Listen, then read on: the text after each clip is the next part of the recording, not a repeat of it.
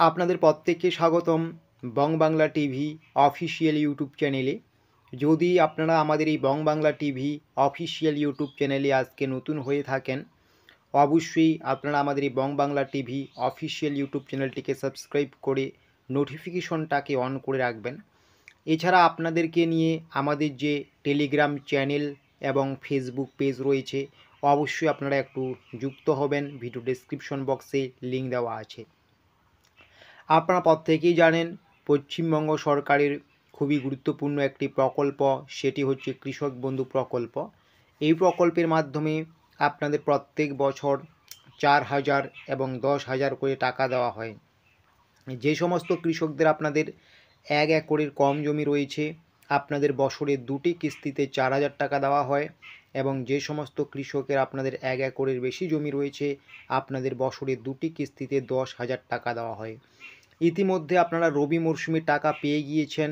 রবি মরশুমের টাকা দেওয়ার সময় হচ্ছে অক্টোবর টু মার্চ মাসের মধ্যে। তো এবার 2025 সালের প্রথম কিস্তি, যা খরিফ মরশুম কিস্তি, 2025 সালের প্রথম কিস্তির টাকা অর্থাৎ খরিফ মরশুমে টাকা দেওয়ার সময় কিন্তু এপ্রিল টু সেপ্টেম্বর। তো এটা এপ্রিল মাস চলছে। আপনারা কিন্তু যে কোনো মুহূর্তে কৃষক বন্ধু প্রকল্পের ভালো খবর পেয়ে যাবেন। যখন নির্দিষ্ট কোনো রাজ্যের মুখ্যমন্ত্রী ঘোষণা করবে কৃষক বন্ধু প্রকল্পের তারিখ, তখন কিন্তু আমরা সঙ্গে সঙ্গে সেই আপডেটটুকু আপনাদের কাছে পৌঁছে দেব। কারণ এই এপ্রিল মাস থেকেই কিন্তু খারিফ মরশুমে টাকা দেওয়ার সময়সীমা শুরু হচ্ছে। তো যে কোনো মুহূর্তে কিন্তু রাজ্যের মুখ্যমন্ত্রী, মাননীয় মুখ্যমন্ত্রী মমতা বন্দ্যোপাধ্যায় ঘোষণা করতে পারেন।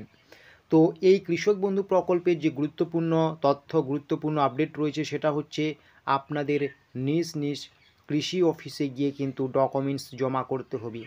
আপনারা যেমনটা দেখছেন, বার্ধক্য ভাতা, বিধবা ভাতা, প্রতিবন্ধী ভাতায় লাইফ সার্টিফিকেট জমা করতে হয়। কেন করতে হয়? কারণ অনেক প্রাপক কিন্তু মারা যায়, এর ফলে তাদের টাকা কিন্তু অন্যজনেই ভোগ করে। ঠিক এমনটাই কিন্তু কৃষক বন্ধু প্রকল্পের ক্ষেত্রেও হয়। অনেক সময় অনেক কৃষক কিন্তু পৃথিবী ছেড়ে চলে যাওয়ার পরেও কিন্তু সেই কৃষকের নামে যে টাকাটা দেওয়া হয় গভর্নমেন্টের পক্ষ থেকে, সেই টাকা কিন্তু অন্যরা আত্মসাৎ করে। এই রকম যাতে না হয়, তাই কিন্তু একটা ভেরিফিকেশন চলছে। আপনার নিজস্ব কৃষি অফিসে যেতে হবে।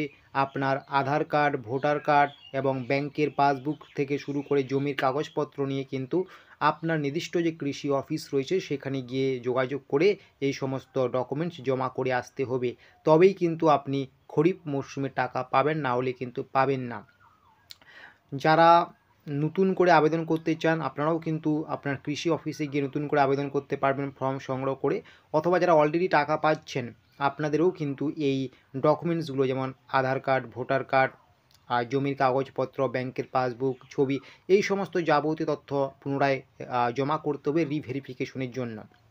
আর কবে থেকে কবে এটা আপনি করতে পারবেন সেটা নির্দিষ্ট কোনো ডেট বলা যাবে না। কারণ আপনার জেলার কৃষি অফিসগুলোতে কবে জমা নিচ্ছে না নিচ্ছে, এটার খোঁজ খবর আপনাকেই রাখতে হবে। এটা কিন্তু আমরা এখান থেকে দাঁড়িয়ে বলতে পারছি না, ঠিক আছে? তো অবশ্যই আপনার কৃষি অফিসে গিয়ে বা আপনার উচ্চ যে অফিস রয়েছে আপনার জেলার, সেখানে গিয়ে কিন্তু আপনি একটু যোগাযোগ করে নেবেন যে কৃষক বন্ধু প্রকল্পের ডকুমেন্টস কবে থেকে কবে জমা নেওয়া হবে না হবে। তো এটা কিন্তু অবশ্যই বাধ্যতামূলক।